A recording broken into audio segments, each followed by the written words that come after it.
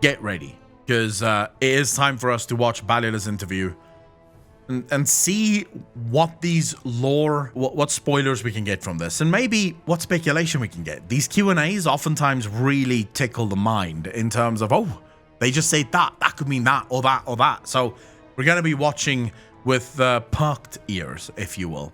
Ladies and gentlemen, settle in, grab a coffee, and let's get going.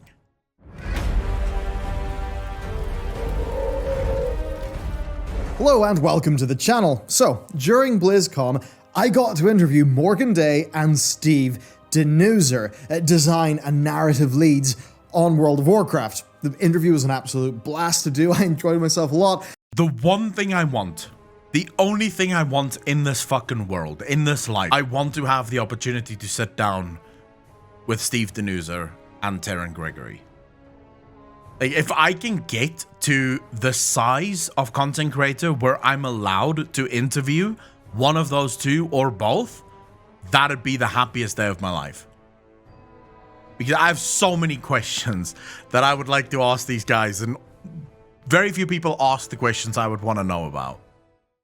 And on gameplay topics like Torghast, and on a lot of brilliant lore reveals. Really brilliant lore reveals. I loved what they had to say.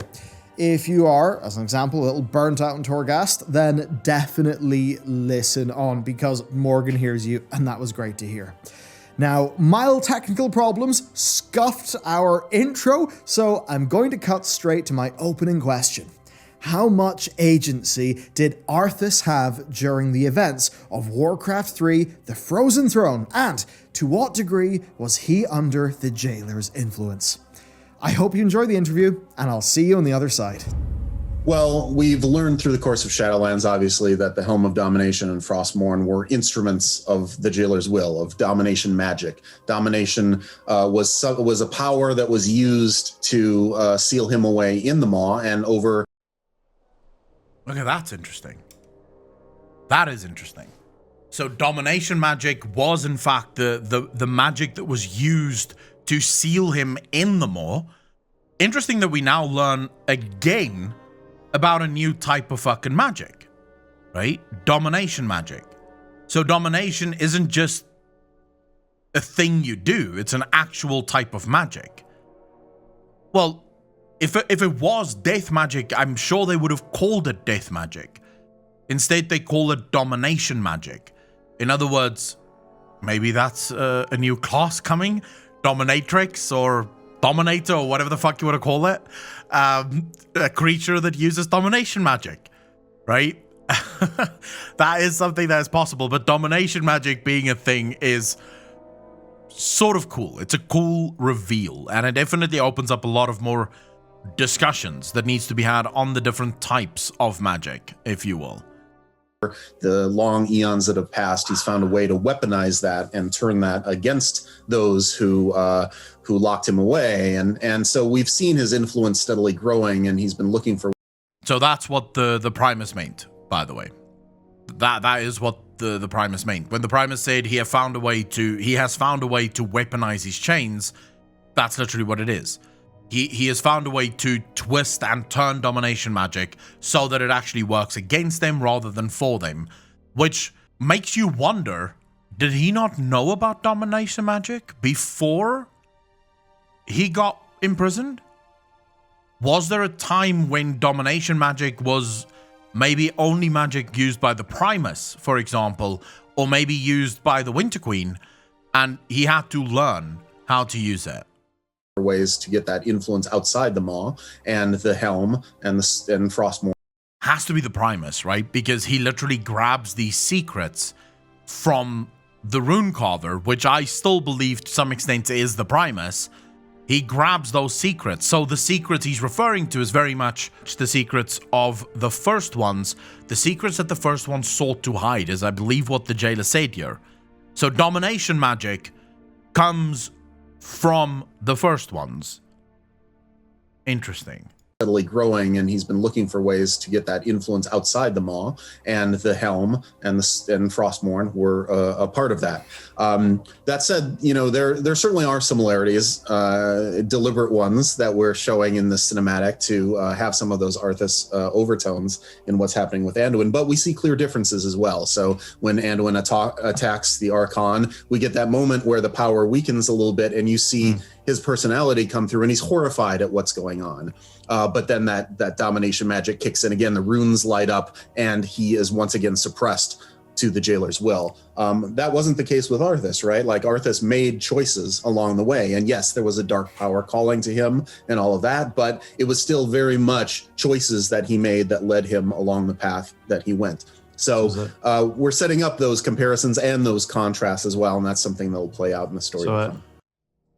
So again, just based on what we said before, you definitely have an evolution within Anduin, right? So when we watched the cinematic, and I told you guys in that cinematic as a mortal, a king. So if you, by all our measures, one who has spent his life striving for justice. One who would give anything to serve his people. One who would give anything to serve his people. We spoke about this just before we started watching the Q&A.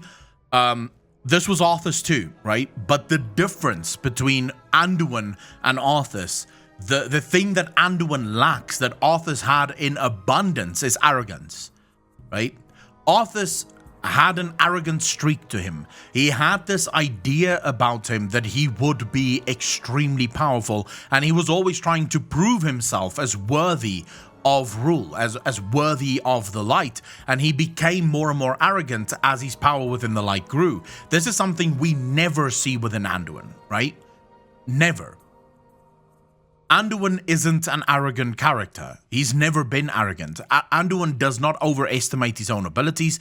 If anything, Anduin almost always questions his own abilities. So yes, it is true that Anduin wouldn't go exactly the route of, exactly the same route as Arthas, because left to his own devices, does anyone truly believe that Anduin would ever strike down the Archon, even if it meant that his people would be saved?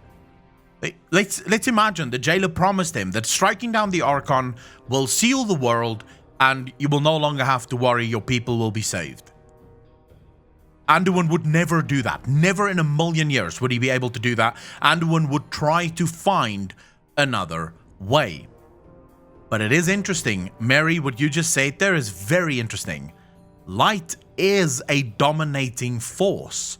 Light always dominates. It dominates everything it comes into contact with, or at least tries to do so. So could it be that domination magic itself comes from the light? That domination magic was first used by the light? I can see that 100% being the case. A softer influence, it's fair to say that the Jailor wasn't mind controlling him whenever he was doing all of his bad deeds, but there were subtle influences tailored to Arthas's perhaps personality flaws. Yeah, I think that you could look at the patterns of what's going on with Nerzul, with Arthas, and with Sylvanas as well, that the Jailor is kind of refining his techniques and the ways that he's going about his things. He needed agents on the outside to carry out his will. He had willing ones like Sire Denathrius, and he has others that he's tried to coerce or encourage. Very big, this. Very big, this. This is actually a very big fucking reveal. Let's just listen to this again.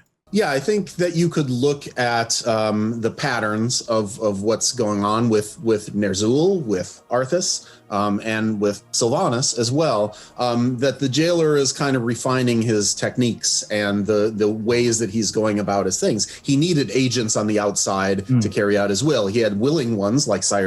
First of all, this proves the argument of Sargeras either being a pawn of the Jailor, so being duped into creating this Lich King, because remember, it was the Dreadlords that brought this sword and helm to Sargeras and sort of most likely convinced him that this is the power he needs if he wishes to take Azeroth, not knowing that the Dreadlords were in service to their only master, the Jailor, right? So the Dreadlords weren't actually doing anything to help Sargeras, they were simply helping their master. Getting the helm onto Azeroth is what the Jailor has always wanted. Nerzul, under the control of the Jailor, 100% working for the Jailor trying to get free. Then you have Arthas. Arthas was sort of, but it might, I'm not saying it is, maybe Sargeras wasn't as stupid as the Jailor thought. The fact that Sargeras instructs them to create the Lich King, because remember, it is actually said that nothing that the Burning Legion did was without Sargeras' instruction. Everything they did was because Sargeras told them to. So we could argue that when Nerzul's body was disintegrated and his soul was bound to the armor, that was at the instructions of Sargeras. Perhaps Sargeras knew that the Dreadlords was lying to him.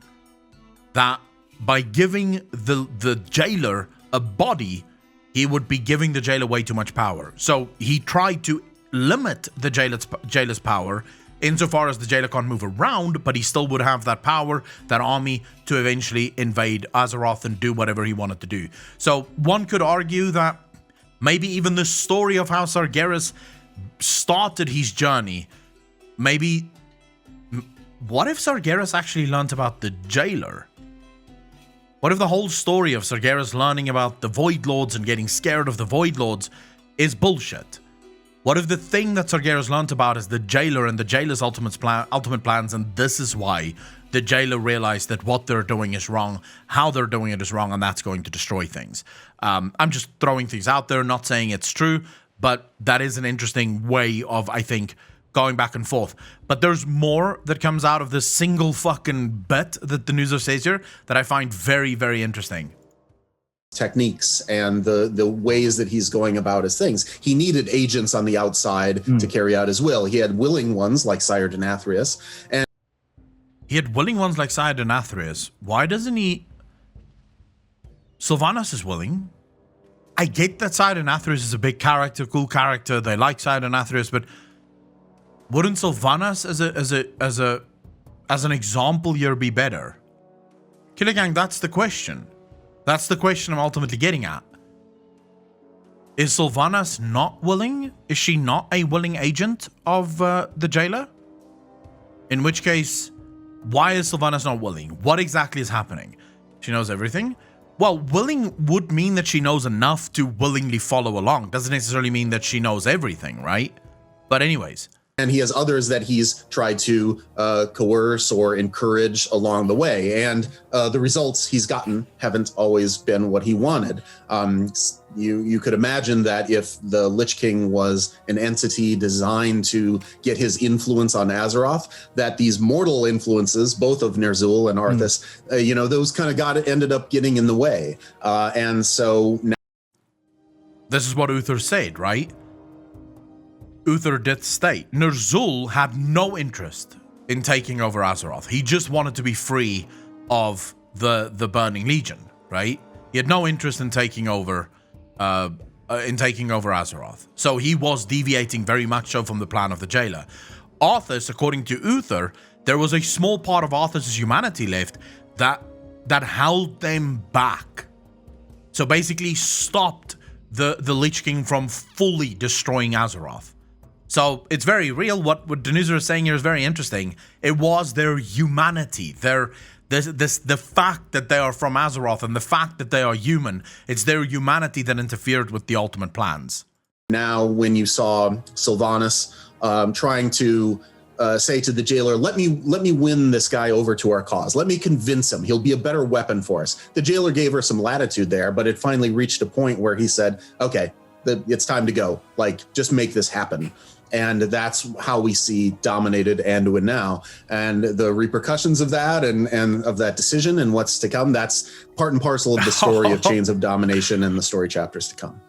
Okay, and not only that, but there were other elements in play too. Like, when we saw at the beginning of Shadowlands that cinematic where Sylvanas shattered the Helm of Domination and it literally pierced the veil between our two worlds. And how would that have influenced other things that were happening and also the Jailor's power.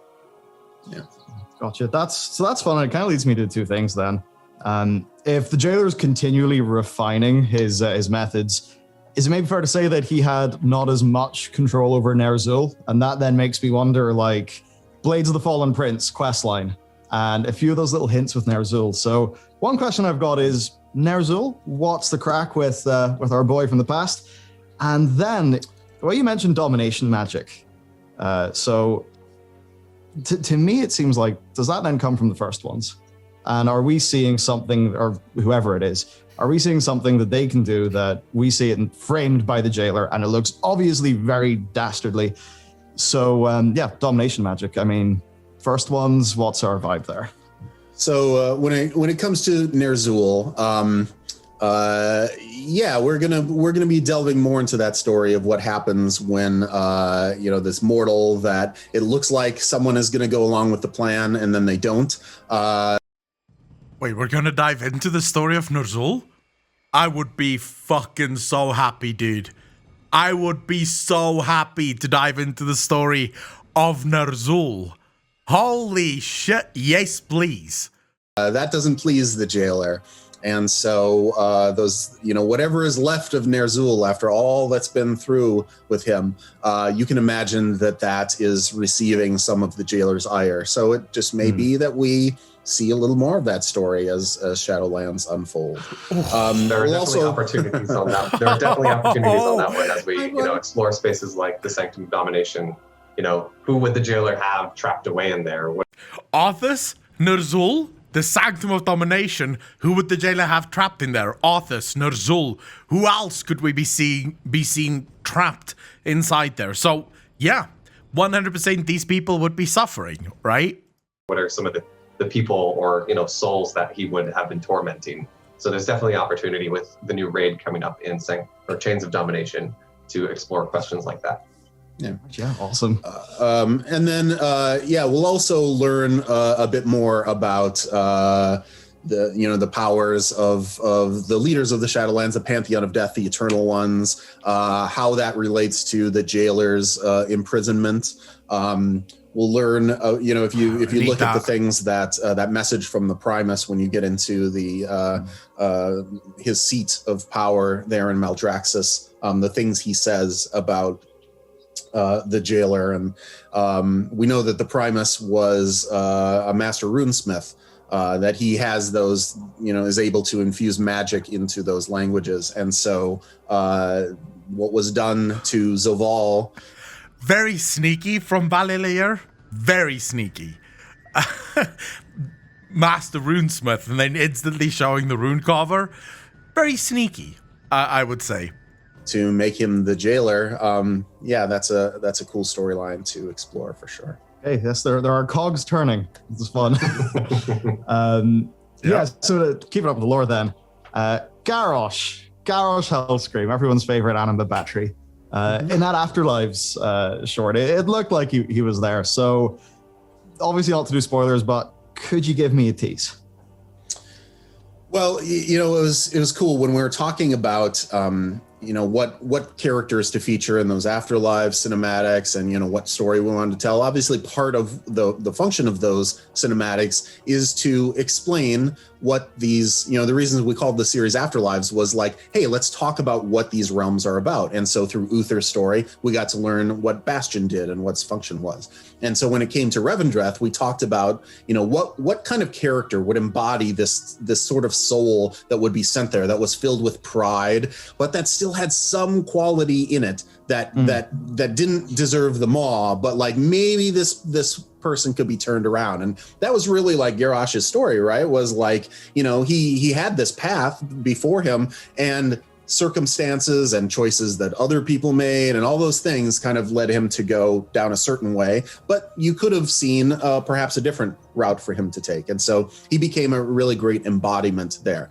And obviously he wasn't part of that initial core Shadowlands storyline for the 9.0 stuff, but now as we go into Chains of Domination, we have a chance to explore some more of those other stories and seeing. So, we feel like Garrosh had a really great arc. and that he had a really, culminating moment in Warlords of Draenor. So we don't want to retell a huge story with him, but I think it's safe to say that we will get some, some payoff for his appearance in the Afterlives trailer, and I think that you'll see some fitting events that will transpire. But I don't want to go into spoiler territory. Yeah. It is Awesome. It is cool though to talk about Revan.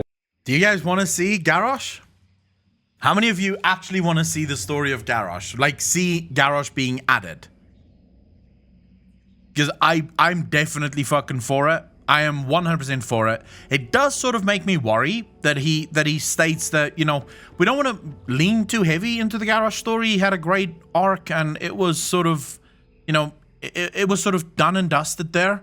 I don't necessarily agree with that specifically, because I think the arc that we saw Garrosh take and the story that we saw from Garrosh in general was only the bad sides of him, right? It was only the worst of him that we saw there.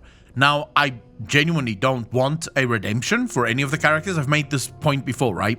I hate redemptions. I think redemption stories are oftentimes way too forced. They ask the viewer to literally ignore everything that happened and just sort of now swallow this new redemption pill, if you will. But I do think that Garrosh's arc needs to be introduced to explain to us the reasons he did what he did, right? In a way that we could accept that, okay, that sort of makes sense in a very twisted and weird way, rather than it just being a straight up redemption. Oh, I'm sorry, look at me, I feel so sorry for myself. And it would be great to have Garrosh at the forefront of some battle at least once. Revendreth and the different afterlives and what makes them unique. Like Revendreth, as Steve mentioned, it's unique in that it isn't potentially people's final resting place. It's more about the rehabilitation and can these soul be saved, or do they need to be whisked off to the maw? And similar to Ardenweald, it's more about that cycle of life and death and rebirth. So that's one of the fun elements of Revendreth that is also good to keep in mind. Yeah, as you mentioned, Garrosh is a battery. He's a source of great power because of that big life he led. So that's a fun story to tell. Cool. To keep in So I guess a little bit of confirmation for something we've known for a very long time. We've argued about this. We've speculated on this. We sort of always said, right, that it seems like the bigger the character was, the more power they accrued, the more things they did in their life, the more anima they have. So the soul grows effectively with the power level of the mortal. This would mean that someone like Ysera would have an absolute crap ton of anima within her, because Ysera was a very important character, a very powerful character, and obviously a character that did a great many things within her life. So it is sort of nice that is confirmed, that different characters do have different power levels or levels of anima, and that it is sort of the things that you did in your life that would control or determine that. a little bit of Titan stuff. Do you think the first ones and the Titans ever met? Like, were they roaming the galaxy in the same time frame? Fuck yeah. And the other part of that is, it's probably a bit for the future, but Azeroth, is she the Titan of anything in your mind? I think that might be a big reveal for the future, though. Well, the great thing about Shadowlands is that it's really served as a springboard for us to delve into that more cosmic side of the Warcraft universe, and that cosmology chart that we had planted in the very first Chronicle volume. This is our first chance to really go to to see that personified, to see one part of. We've discussed this, right? Yeah, it is the map. I'm glad that they're bringing up the map. I don't have to search for it, but we have discussed this, I think, like 2 or 3 shows ago. Shadowlands really is the opportunity for Blizzard to go Warhammer level, right? So what I mean by Warhammer level, how many people know anything about the Warhammer universe in chat right now? When I search for the map, I get a picture of Akko looking at the map. Well, yeah, pretty much. But if you know anything about the Warhammer universe, you'd know that there is a shit ton of story around mortals and races and all the rest of it, but there is a crazy amount of story around gods and the god level threats and the sort of the gods opposing one another, and you have chaos gods, and you have mortal gods, you have all these weird sort of god creatures, and those really do push the story in different directions. The gods, in some ways, actually determine the story for the mortals, and then the mortal story builds into it even more. You know, basically, you have characters that wants to kill the gods. You have characters that like the gods. It's a whole mess. But that's the one thing that Blizzard or World of Warcraft has sort of missed for a very long time, has been the bigger stories of the gods. I don't think a story can really come into its own until you start talking about these gods of the universe. And Shadowlands is the perfect way for that, right? Shadowlands does introduce for the first time the gods of our universe. And most likely, what I'm seeing at least is someone like Sylvanas wants to take down these gods. Other people may want to protect these gods. So it's an interesting thing, I think you could say. Of it as a place. And just to plug, we've got a book coming out called The Grimoire of the Shadowlands that's written from the point of view of a broker. And one of the chapters in there discusses a different point of view on the cosmology of the universe and what it means and so forth. And that's Am I getting a new map? Are they spoiling me with a new map? If I get a new map, we're gonna have trouble, because we're constantly gonna have to pull up a new fucking map, right? If we're getting a new map, this is Blizzard spoiling me. 100% fucking spoiling me. I can't wait for that book, by the way. 100% need that in my life. Yeah, double map. I'm just gonna have 2 maps up discussing the differences. That's a really fun chapter with some overtones there. So I don't want to spoil the thing there, but like, you know, we're planting a lot of mysteries of the first ones. There were a lot of mentions here and there in Oribos. We've discovered a few things along the way. We've found these artifacts that react to us for reasons that, you know, we have yet to uncover. But clearly they were these mysterious and very powerful beings that kind of architected the framework of the universe, of which the Titans, the Pantheon of Death, pantheons of all these different influences are kind of like the next layer down from those first ones, those progenitors of the universe. So it's what we're doing is really laying the groundwork for stories that will pay off perhaps even years down the road, but we will learn a lot more as we're going through the rest of Shadowlands. Dude.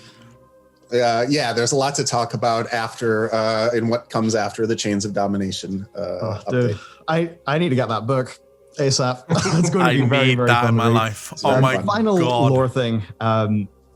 We've enjoyed what's going on a bit with, you know, Yrel, and there's a mystery there. There's the light. There's interesting opinions about Terralion from the various faction people. So what do you think Yrel's up to these days?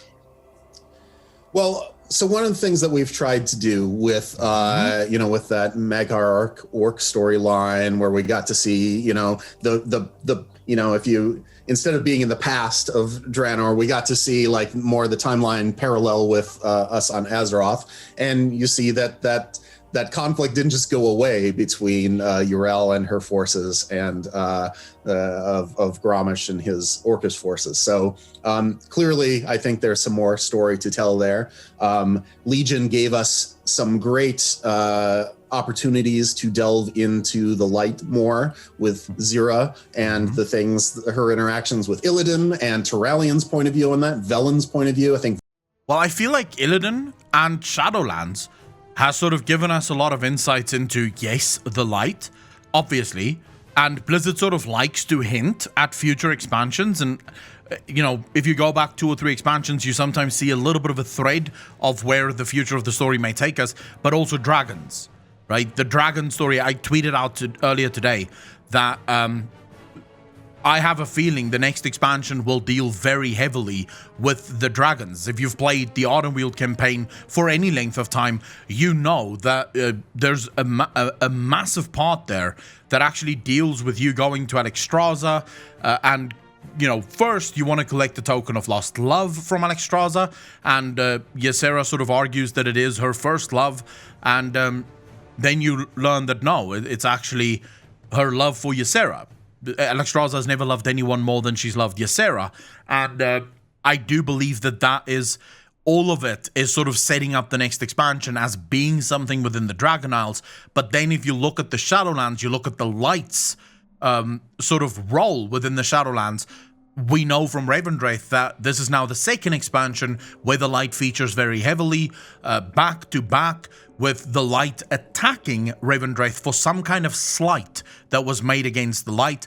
You can almost believe that someone like Yrel, who obviously is dominated by the Light and does what the Light believes to be true and will follow the Light into death if that is what the Light demands, would most likely eventually set out, right? So there's definitely an argument, I think, to be made for that.